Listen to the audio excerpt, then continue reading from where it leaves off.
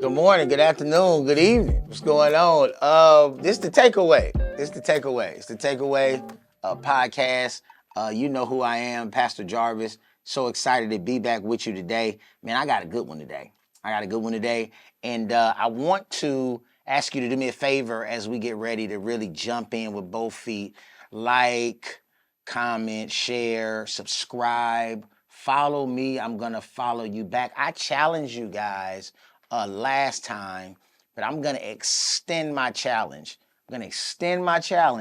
Through this next week. I'm gonna extend my challenge for folks to like, comment, and share, and I'm gonna pick someone. All right, I'm gonna pick someone, and I got something special for you. I'm glad to be back in the studio today. Last time we were out by our fire pit in my safe place at home. I'm going to ask that you would like, comment, share again, that you would subscribe. This is important because we don't want to be Brevard's best kept secret. We don't want to be a secret anymore. We don't want to hide the takeaway in a closet.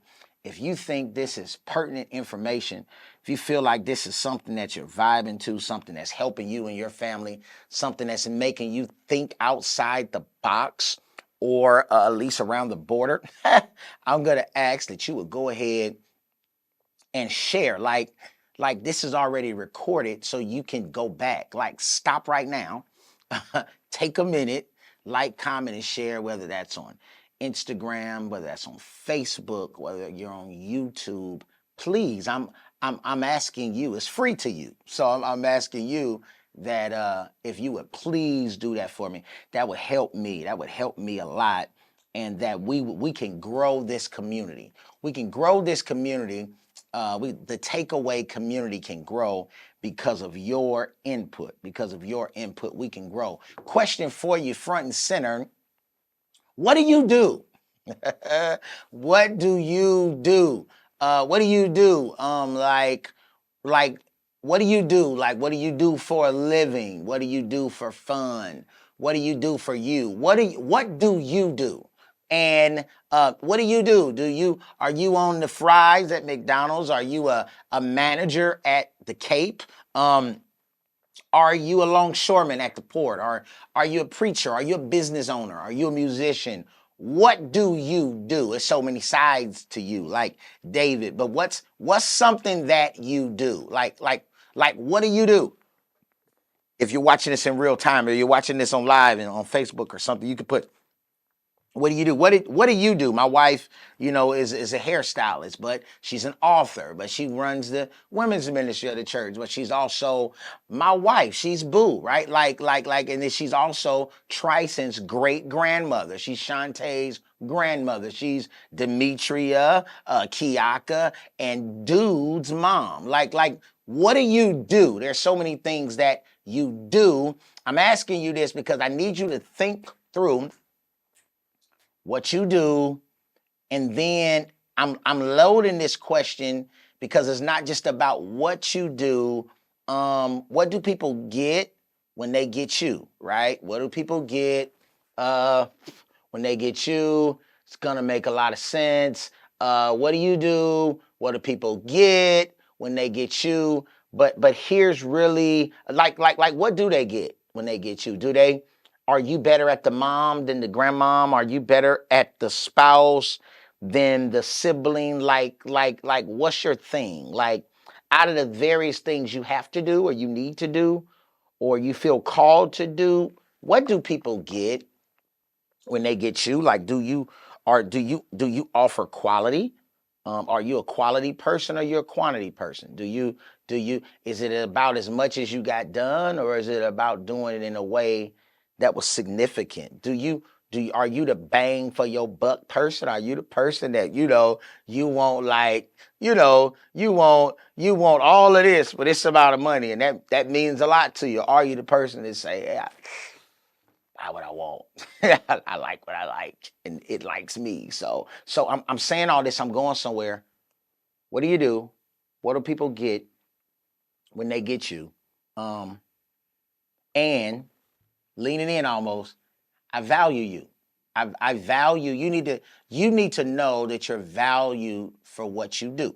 You need to know that you're valuable for what you do. Now I'm loading all this up because I'm the community pastor dude. I'm the community leader dude. I'm the grandfather, the father. I'm the great grandfather, the father, the pastor, the nonprofit leader. Like, I'm that dude. I understand serving people. I serve people. People help me. It's if I'm going anywhere and nobody, and I'm a leader and no one's behind me, I'm just taking a walk. But I needed to set the tone today, and like, in whatever you do, don't forget about you. In whatever you do, don't forget about you. Like, take it from a guy. I used to leave myself out of the budget. I used to leave myself, even though I was running the conversation, I left myself out of compensation. You hear what I said? I was running the conversation. I was leading the conversation, but I left myself out of compensation. And I blame that on humility. That was really stupidity. I blame that on, I'm not going to charge. Well, why wouldn't I charge when everybody else is getting paid? Why don't you, if you know what you do, and you understand what people get when they get you, and you're adding value and you're adding quality, then why in the world do you forget about you? Now, I'm talking to you like this because I did it. I've lived it. I've paid other people light bills and made extensions on mine. Like, I've done things that I'm not proud of, but I think it's really worth having this conversation. Like, when people start to appreciate what you do, they treat you differently. When you start to appreciate and know what you bring to the table and what you do, then you're going to appreciate yourself at a different level. So I'm coming from that lens. I'm coming from that, guys, today. And I know this is a podcast, and I'm a preacher, and I'm really not trying to teach or preach. I'm trying to have this conversation with you. That's why it's so important that you pause and you like, comment, share, and subscribe to this, because we have to grow this community in order to grow this conversation. All right, there's four things I want to talk about, because I'm focused. Like it's four things I want to talk about. The F's, right? But let's start with this. This is a bonus. This is not even a point. Like, in doing what you do, don't forget about you. It's very easy as a single mom, as a single dad, as a significant other, as a father that's paying all the bills right now because your wife is in school and you have little children. It's very easy to do what you do and forget about you. You can do this for years. You can do this for months. You can do this for weeks. You can do this for days. But when you do this, then it's something. There's a storm that's probably going to come your way at some point, where you're going to hit the wall and you're going to ask, does anybody care about me? Listen, you're going to need to care about yourself. Don't forget about you. Don't put yourself outside. Don't be in the conversation but not be a part of the compensation. Don't be a part of what's happening but not include yourself in what's going on. Let me go a little deeper, because maybe it sounds like I'm babbling. So you're appreciated for what you do. You start understanding what people get when they get you. You start understanding what you do. Here's the first one I think that is key that we need to start and focus on, and it's just that focus. Focus on yourself. If in the midst of what you do, one strategy that it takes for you to not forget about you is you have to focus on yourself. I said it. This is not arrogance. This is not pride. This is not being puffed up. Hey, you have to focus on yourself.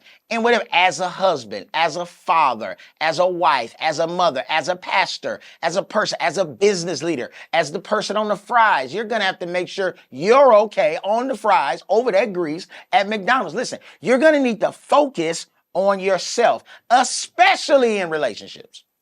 I feel like I'm preaching right now. I should calm down. But you're going to need to focus on yourself, especially in relationships.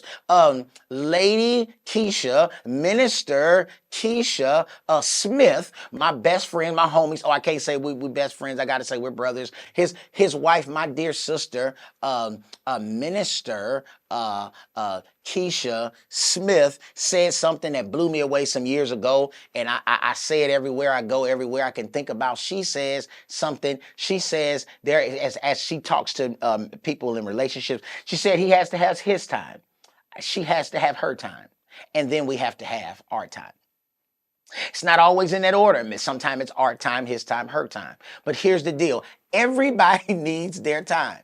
You're going to need to focus on yourself and get your time.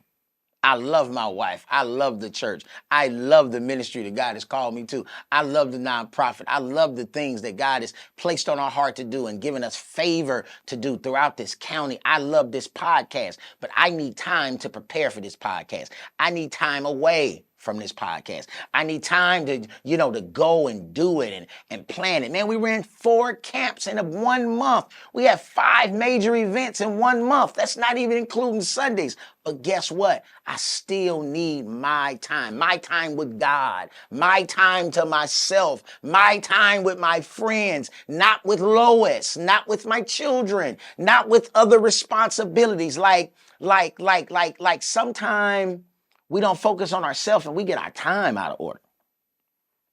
We get our time out of order and we be in spaces and places that we have no business. We allow people to come in spaces and places that they have no business and everything is messed up. Focus on yourself. Some of you fish. Go fish. You don't even keep the fish. You throw it right back. But it's something about throwing it out there, putting yourself out there, catching something, pulling it off and doing it. I don't get it. But it does it for you. Some people write, some people sing, some people walk the beach, some people sit the beach. I don't know. It's not just about the place, but it's about focusing on yourself. When I started this health journey, I started recognizing that I would gain weight. I would gain weight a certain type of year every year because I was stressing about different things. But then I started understanding that some of that weight was like worry weight or like over concern weight. So then before I could handle the double-mindedness or the being overwhelmed or the worry weight, before I could handle the main issue, what I needed to do was change what I ate. So I found out that popcorn was free food, as long as it's not the super buttery or the super sweet or whatever. That popcorn was free food, so I could drink popcorn and eat popcorn and drink these sugar-free deals that I found out really wasn't sugar-free, some of them, right? But it was better than eating soda. It was better than drinking soda.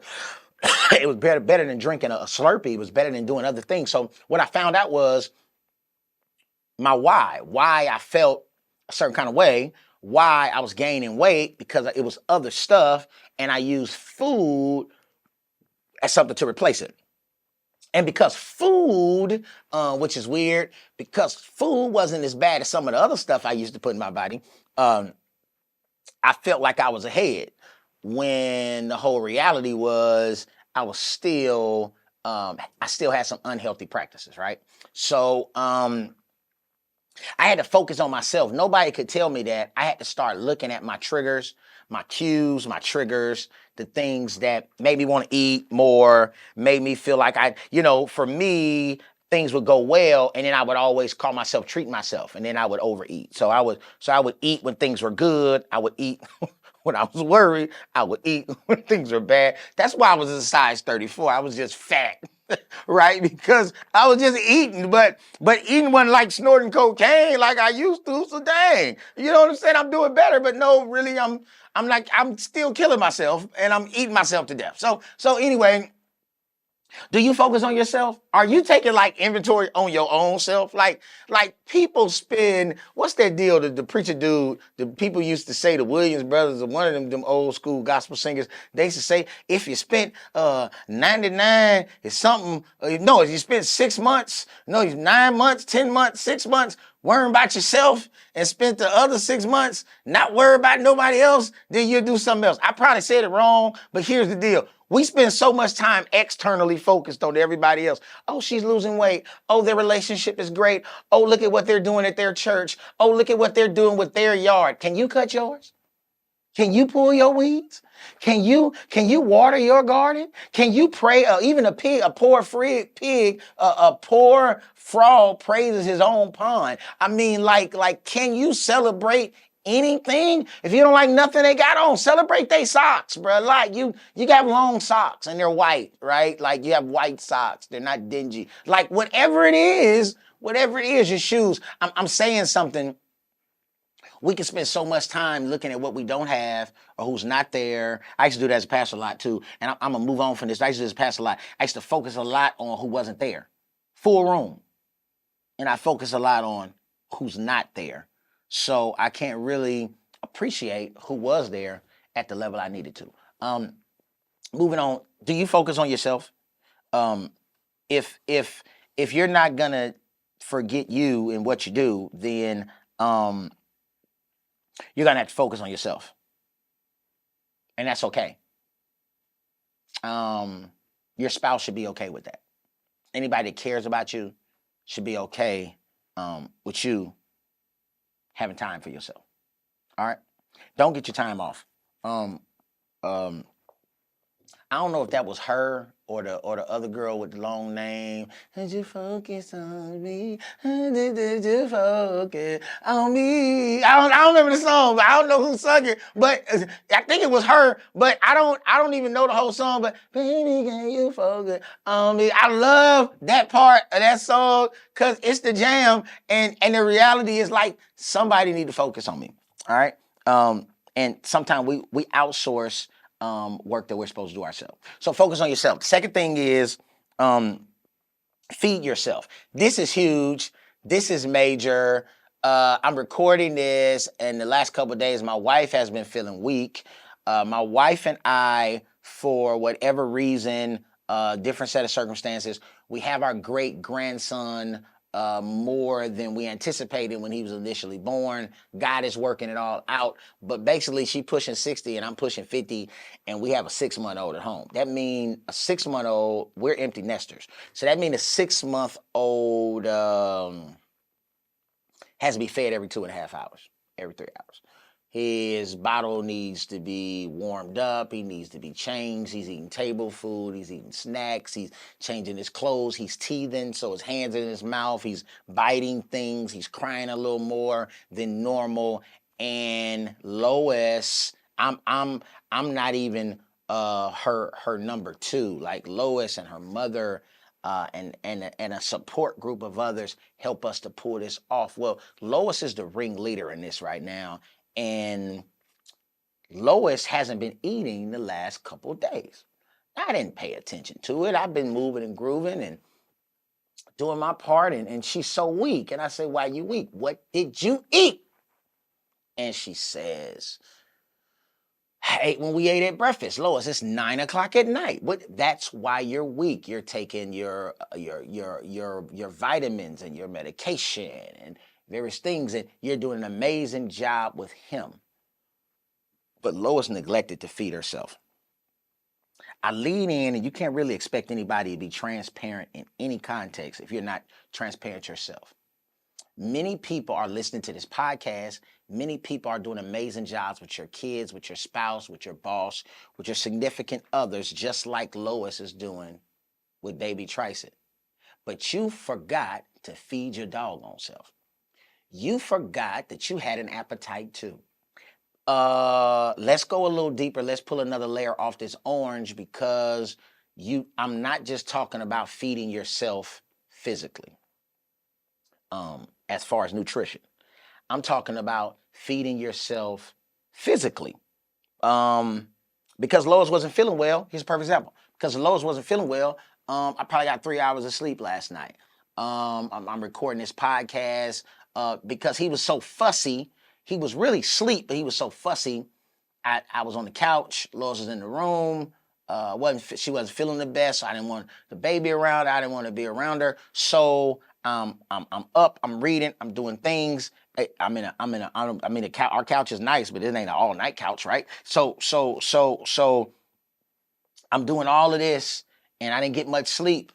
But Planet Fitness over there, it's one of the few things I do 5 times a week for myself. So even though I didn't feel the best, and even cause let me just get a few hours of rest, a few hours of sleep, I'm investing into myself when I go to the gym. So I'm not gonna put myself on the back burner because I had to make a sacrifice or I had to do something I don't do every night last night. Bring it in. Listen to me, bring it in. Here's what we do. We do something great for somebody else. And then we reward the great deed that we did by neglecting ourselves. I stretched, I got up, I drank my sugar-free energy drink, I filled my gallon of water, and I went to the place that brings me peace, which is the gym. I didn't forget to feed myself today. I knew Lois wasn't eating, so before I went to the gym, I made her oatmeal. Bananas, oatmeal with peanut butter in it. And I ate it, and then I went off. Before I came back home, I stopped because I'm not much of a cook. I stopped. I got everybody in the house a salad. I brought her back in because I'm showing her the only way you're going to get better is to feed yourself, is to eat. Are you eating? Mentally, are you eating?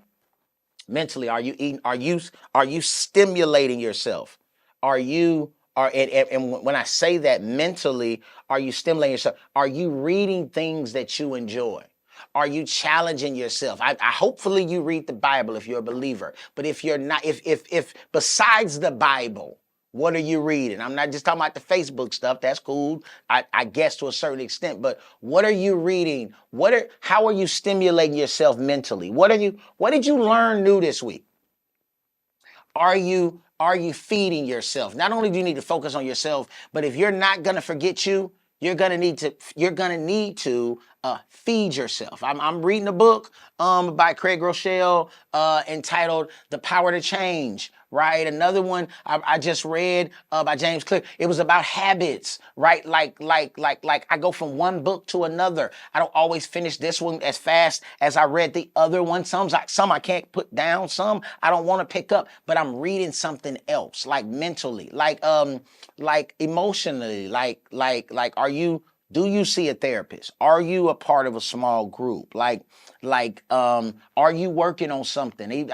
I'm glad maybe drinking was an issue for you, or drugs was an issue for you, and NA and AA was a great start, but it also can be great maintenance. Are you in the vein? Are you helping people from that background? I guess the question is, an easy way to forget you and what you do is when you forget to feed yourself, whether that's physically, mentally, spiritually. Are you eating? Did you eat? Prayer is cool. Go pray. But if therapy is needed, then are you talking to a therapist? Stimulate your mind. I've said this probably 6 times on this podcast at different times, but a very close friend of mine told me, Jarvis, the warrior has to eat too. And what he was telling me was, you have to take care of yourself, man. You have to eat too. You have to get paid too. You have to be compensated as well if you're going to be whatever you need to be to other people. Then you're going to need to take care of yourself. You're going to have to take care of yourself. Hey, this is getting long, but I do want to say number 3 is forgive yourself.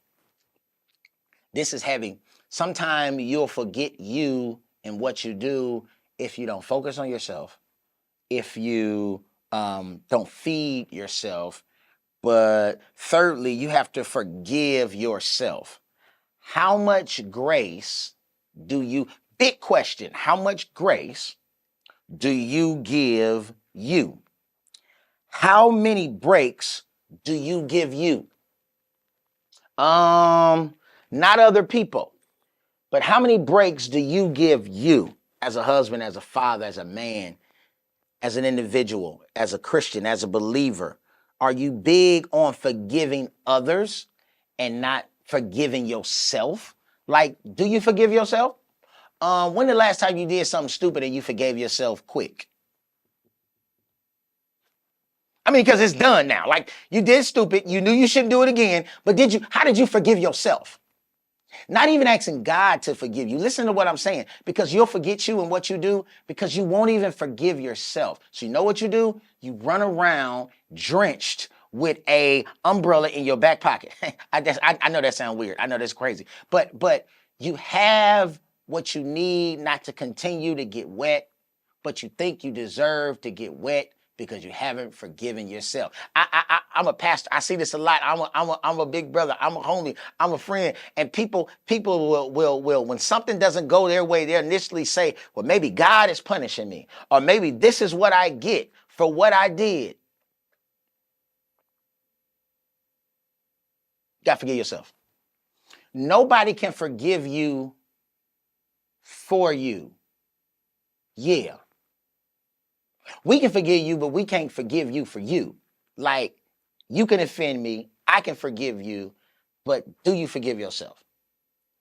I don't know how many years.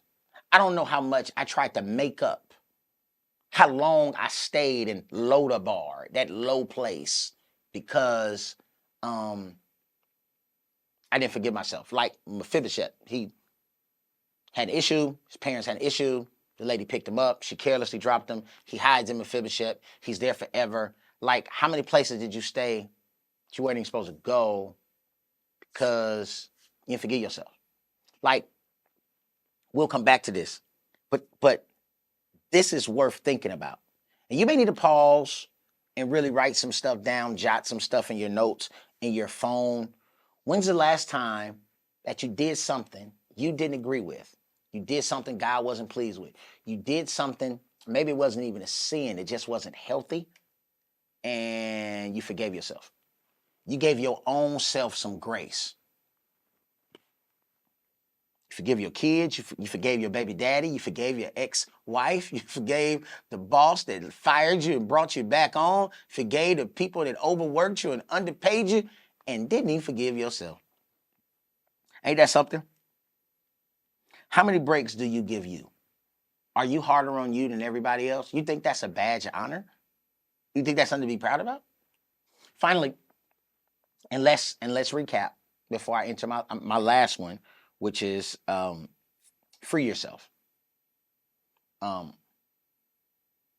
What you need to do in order to not forget about you, in what you do, don't forget about you.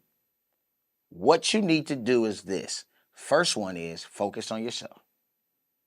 Second thing, I believe, and it doesn't necessarily have to be in this order. First, focus on yourself. Second, feed yourself, whether that's physically, mentally, spiritually, emotionally. Third, forgive yourself.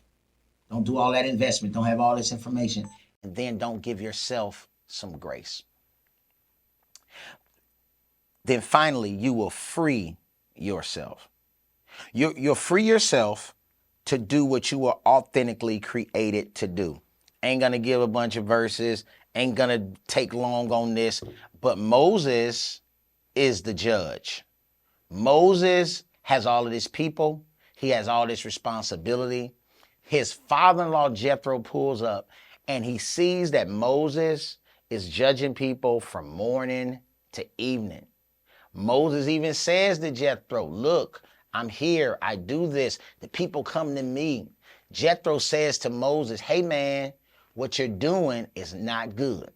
You need to appoint groups of people, that a person that takes over this many people, this many people, this many people, and so on. And then the heavier matters are brought to you. Jethro gives Moses a strategy to free himself. Because just because you can do everything doesn't mean you're supposed to do everything. Some of us are everywhere. So we can't focus on ourselves.